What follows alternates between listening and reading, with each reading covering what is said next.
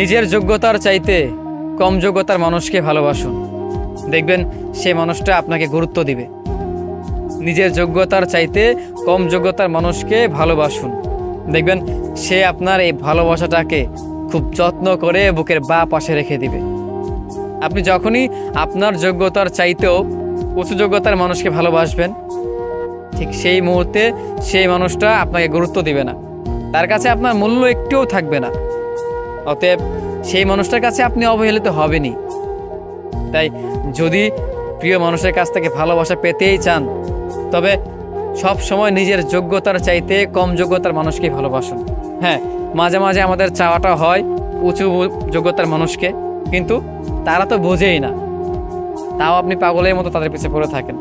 আর একটা সময়ের পর গিয়ে দেখা যায় তারা অবহেলা করতেই থাকে, আর আমরা তাদের পিছনে পড়েই থাকি।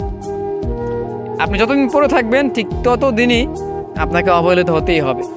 তাই কোনো প্রয়োজন নেই একটা মানুষের পিছনে ঘুরে নিজের সম্মানটুকু, নিজের যোগ্যতাটুকু কমানোর জন্য। সবসময় চেষ্টা করবেন নিজের চাইতে কম যোগ্যতার মানুষকে ভালোবাসতে।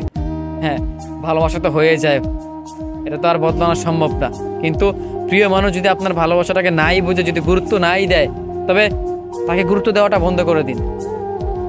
আপনি তাকে ভালোবাসেন, সেটা আপনার মনে মাঝে বেঁধে রাখুন। আপনার মনকে বোঝান যে আপনি শুধুই তাকে ভালোবাসেন, কিন্তু বাস্তবে সেটা প্রকাশ করতে যাবেন না। যদি